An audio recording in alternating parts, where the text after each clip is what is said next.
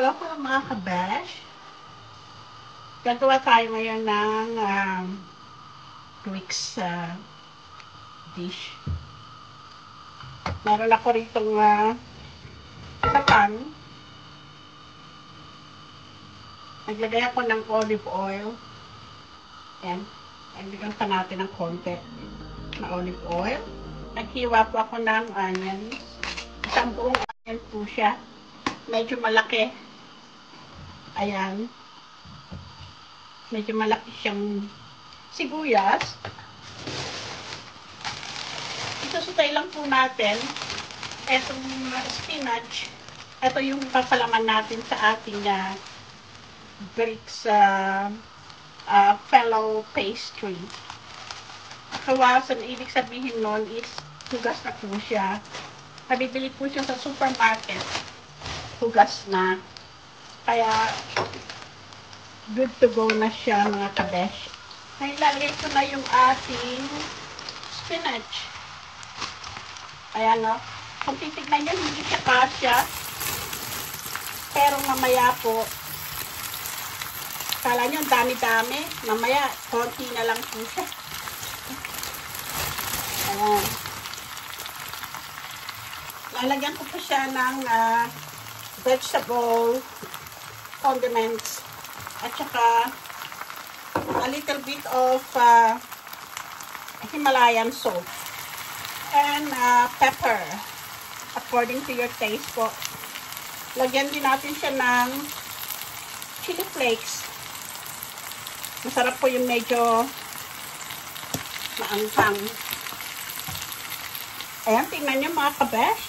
Kanina punong-puno yung ating pan. Ngayon, tingnan nyo, konti lang. Ang konti na lang. Ayan. So, i-off na po natin. Tapos na siya. Ay mga kabesh. Eto, meron ako ritong fellow pastry. Nagmelt ako ng butter. I-brush lang natin siya ng butter.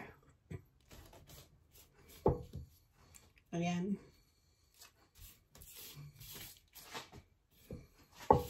Ipapalaman natin dito yung ating na-stir fry na spinach. Ayan. Spread lang natin tong butter. Ayan. Tapos papatungan pa natin ulit siya ng fellow paste. Ito. Patong natin. Tapos i-repeat lang po natin yung process. Babrush natin siya ulit ng butter. Patong-patong lang po. Magpapatong ulit ako. Tapos ito yung last. Patong pa ulit natin. And just repeat the process. Tapos ilalagay na natin yung ating spinach. Ayan. Ayan, na-spread na po natin yung spinach sa ating fellow pastry. Ngayon, maglalagay po ako, mag-sprinkle tayo ng sesame seed. Para magkaroon po siya ng nutty flavor. Ayan. I love sesame seed. It's very healthy. Ayan. Tingnan nyo mga kabesh. Ayan yung, yung onion. Nag-caramelize siya. Very sweet po siya. So, i-roll na po natin yung ating fellow pastry. Ganyan. I-roll lang natin. Ayan. So,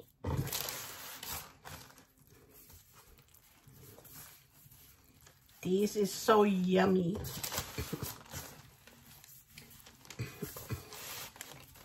Ayan. I-bake po natin siya sa oven. Hanggang sa maging, ano po siya, maging golden brown and crispy. Ayan. Ganyan natin. Parang swirl. Ayan.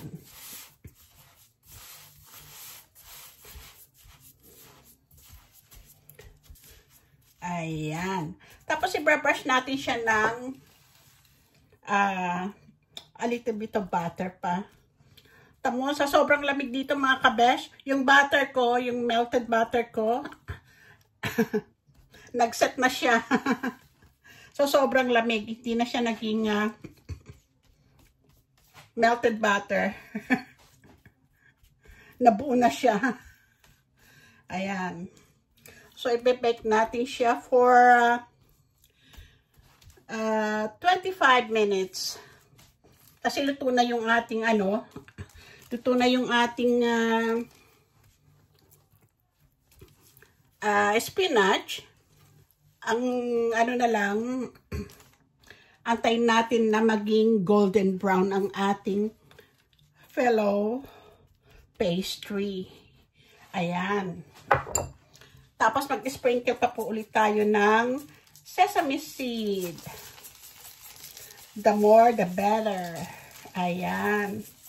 So, see you in 25 minutes. Mga kabesh, eto na yung aking Greek's Pastry Swirls with spinach, my version. Eto na siya. Ayan. Tada! Ang ganda, no? Ayan. Very crunchy siya, mga kabesh. Hear that?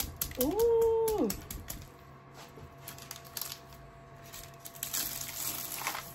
Subukan nga natin. Aw, ang init.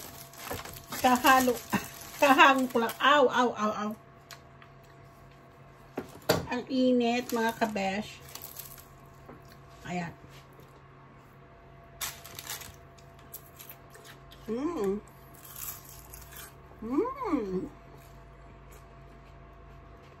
Ang sarap, mga kabesh.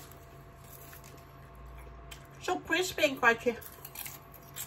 Yummy.